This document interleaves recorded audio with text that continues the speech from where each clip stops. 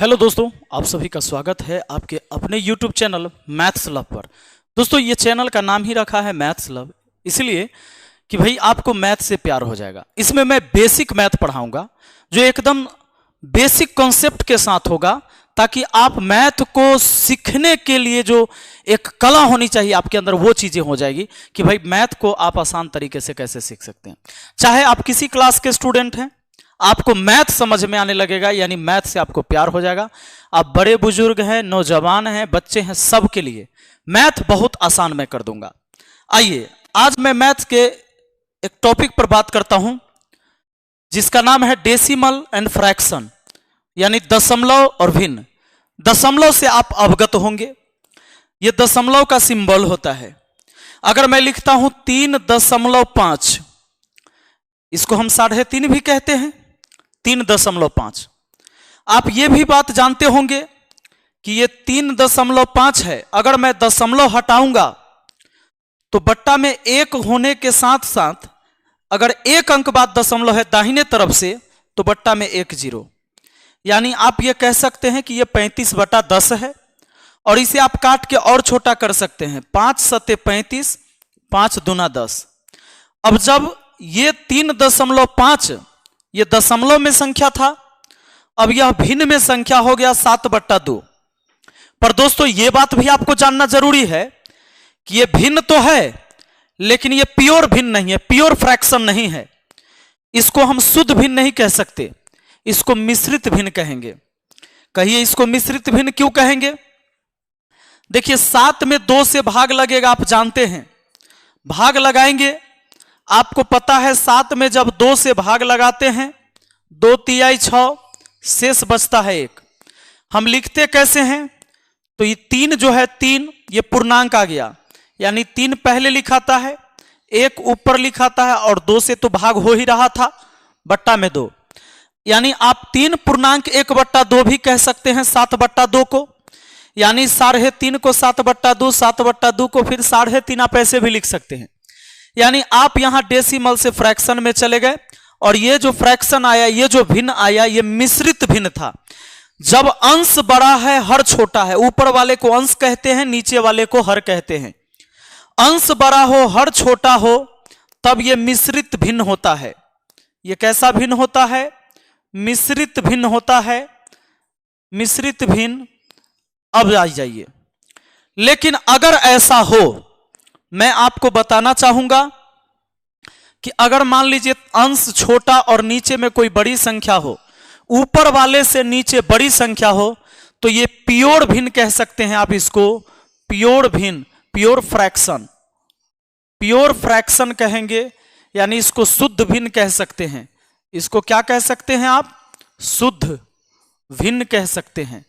तो आपको मैं ये बता दूं, आप किसी भी क्लास के स्टूडेंट हैं, आपके लिए गणित सीखने की ये जिज्ञासा मैं पैदा कर दूंगा, जो आपके अंदर इतनी जिज्ञासा हो जाएगी कि आप गणित को आसान समझने लगेंगे और लगने लगेगा आपको आसान। बिल्कुल 3/4 ये प्योर फ्रैक्शन हुआ, यानी शुद्ध भिन्न।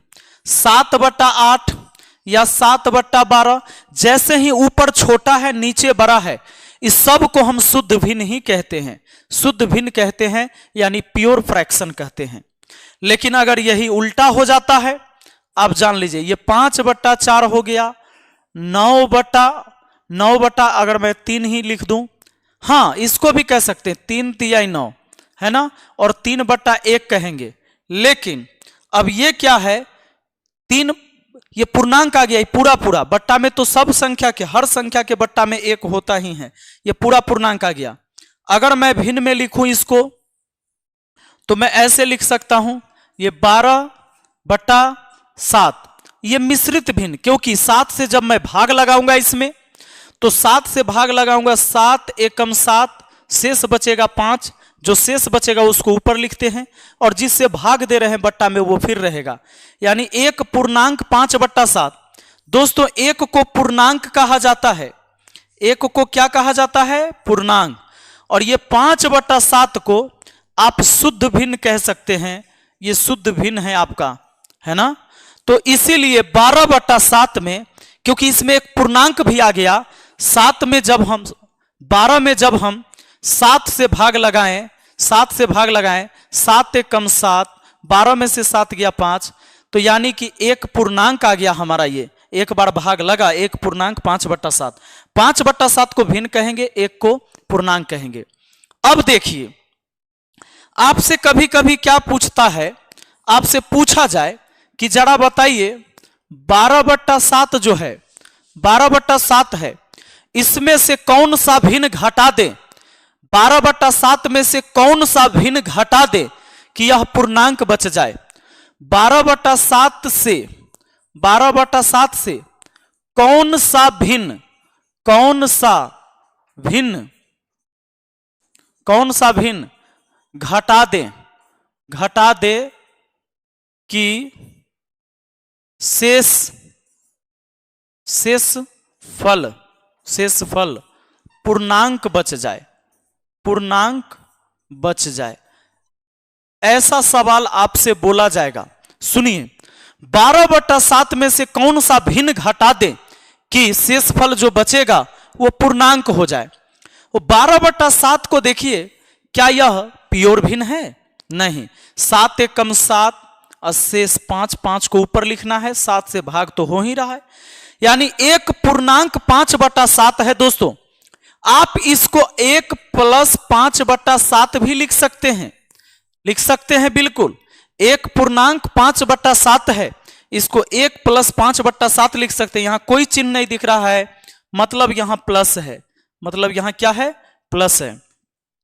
अब ये तो प्योर भिन्न है, इसमें से कितना घटाइएगा कि पूर्णांक बचेगा? सवाल यही है कि इतना घटा दे कि शेष फल पूर्णांक बच जाए। तो एक पूर्णांक 5/7 है, इसमें से सिर्फ 5/7 ही हटा देंगे, ये 0 हो जाएगा।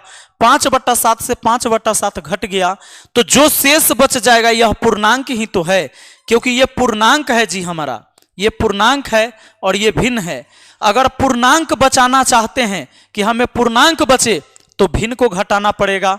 और अगर यह कहा जाए कि कौन सा पूर्णांक घटा दे कि भिन्न बच जाए, तो इसका मतलब 1 को हटाना पड़ेगा। तो यह बात आपको समझ में आ गया होगा। अगर मैं आपसे यह कहूं, मैं आपसे यह कहूं कि चलिए ये 35/8 लिख दिया है ना, इसमें से कौन सा भिन्न घटा दे कि शेष फल पूर्णांक बच जाए। 35/8 ओरिजिनल भिन्न नहीं है, यानी इसमें पूर्णांक छुपा हुआ है। तो पूर्णांक छुपा हुआ है, तो 8 चौका 32 और 3 शेष बचा, तो 35/8।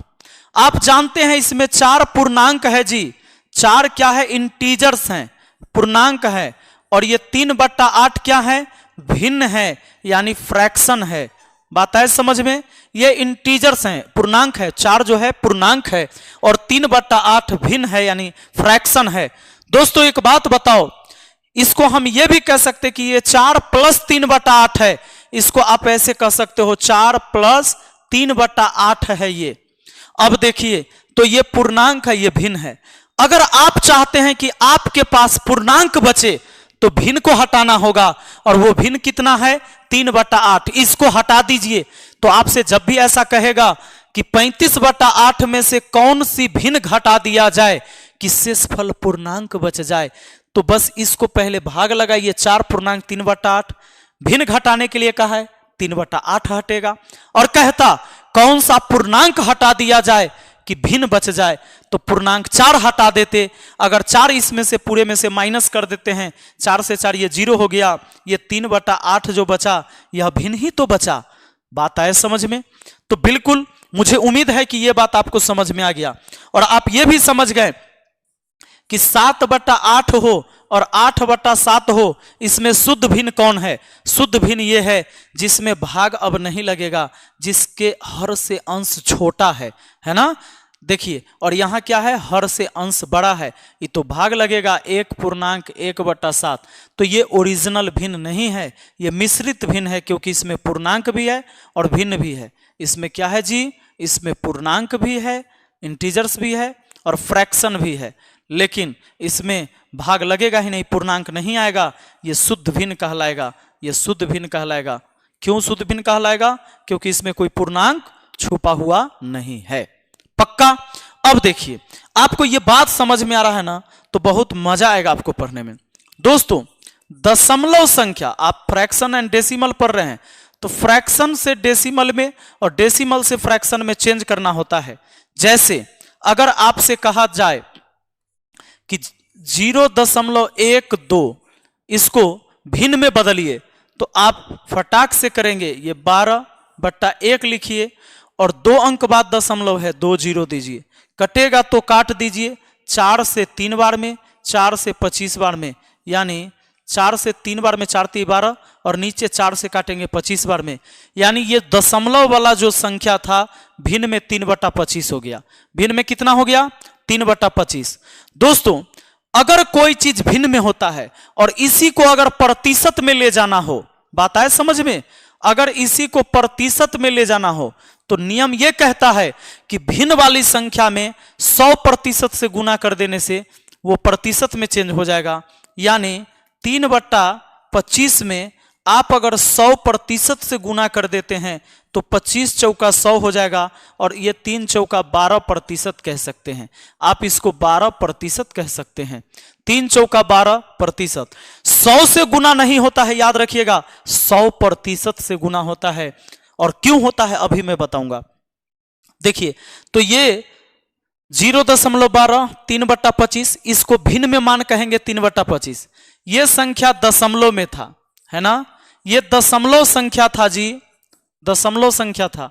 3/25 ये भिन्न वाली संख्या हो गया, ये इसको क्या कहेंगे? भिन्न, फ्रैक्शन नंबर कहेंगे। और जब प्रतिशत में चेंज हुआ तो वो 12% हो गया। दोस्तों 12% को हम इतना लिख सकते हैं। अब इस प्रतिशत को अगर मैं कन्वर्ट करूं दशमलव में लाकर तो आप जानते हैं कि ये 12% का मतलब बट्टा में 100, प्रतिशत का मतलब बट्टा में 100 होता है, प्रतिशत 12% मतलब 12/100, 13% 13/100, 20% मतलब 20/100। अब यही क्या हो जाएगा जी? 12, नीचे से 2 0 हटाना है, 2 अंक बाद दशमलव दे दीजिए, बस ये हो गया।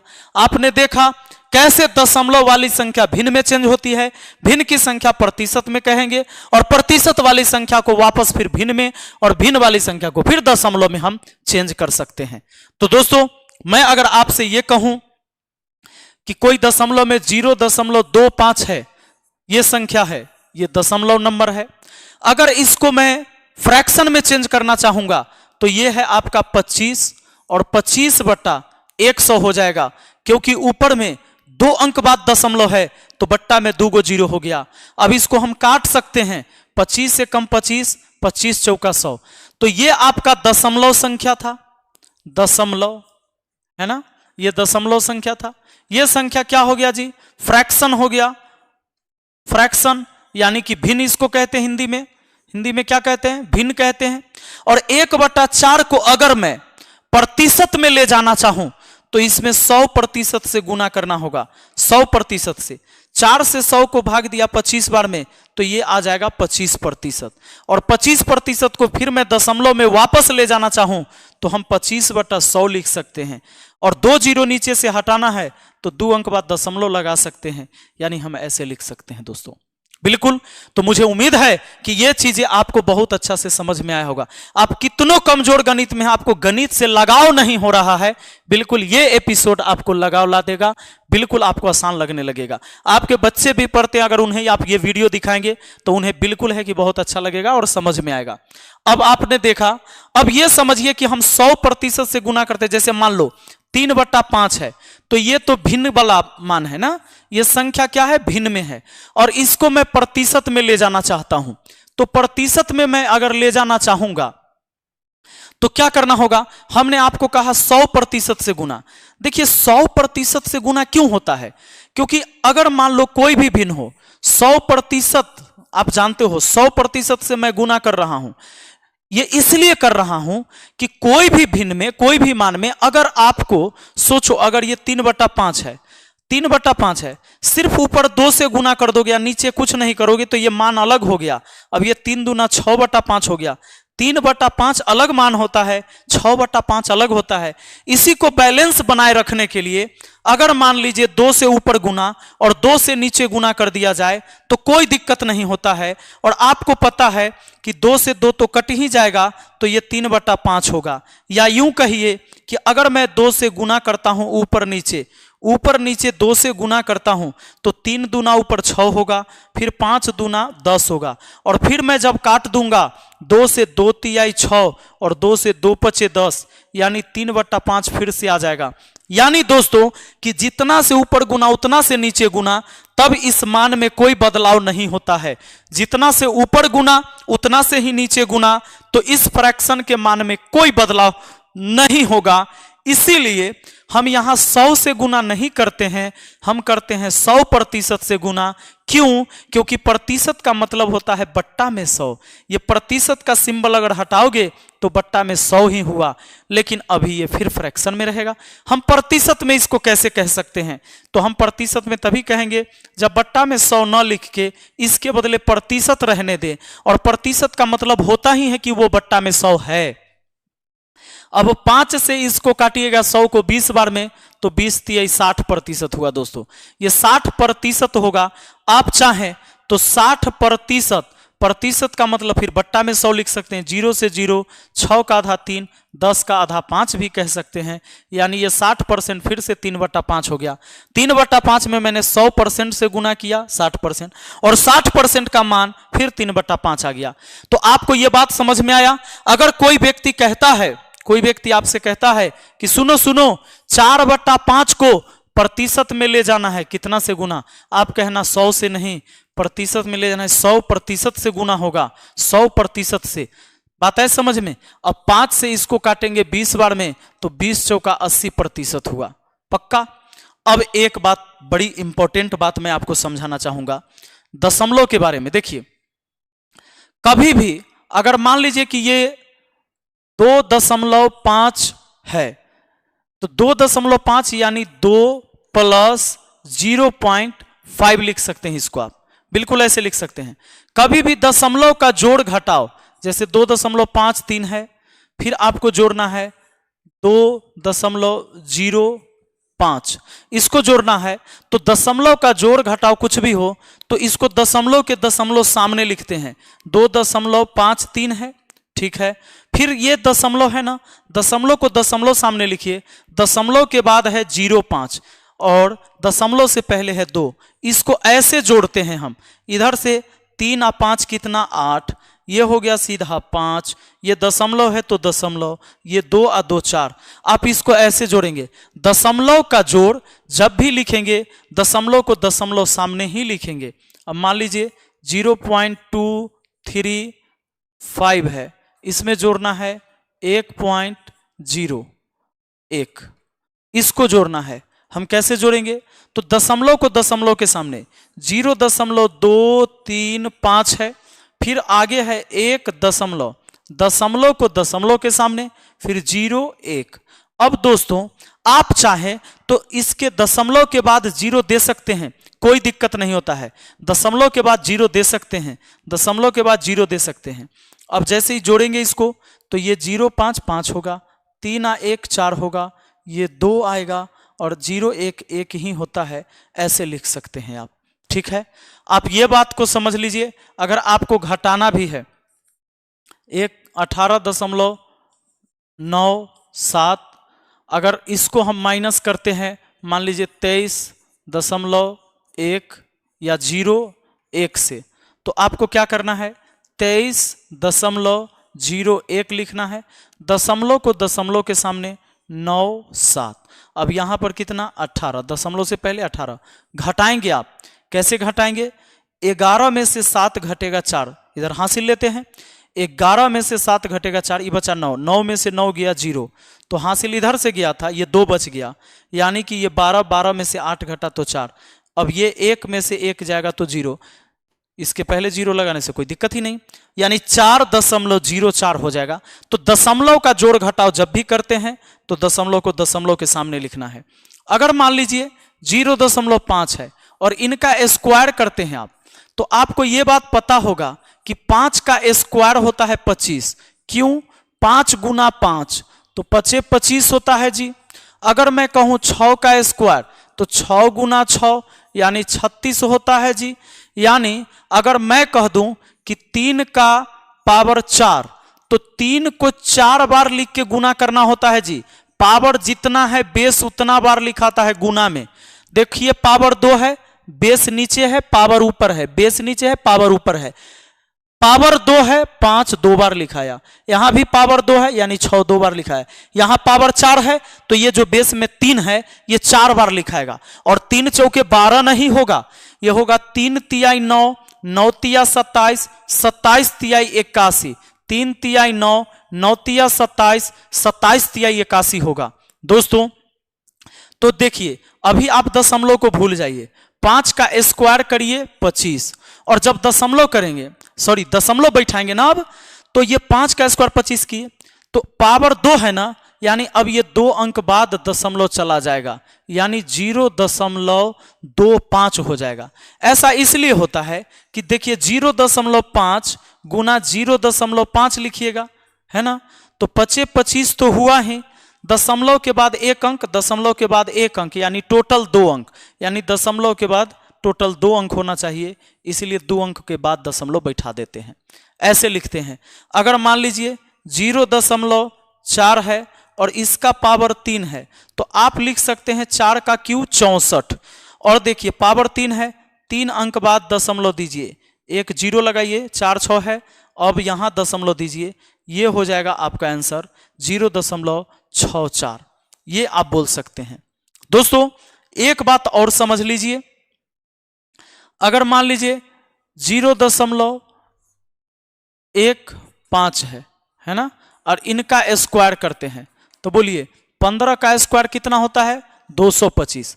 अभी 2 अंक बाद दशमलव है, अब 4 अंक बाद दशमलव हो जाएगा, क्योंकि 2 अंक का डबल कर देंगे 4 अंक, तो 4 अंक बाद दशमलव, यानी यहां हो जाएगा दशमलव, यानी कि 0.0225 हो जाएगा।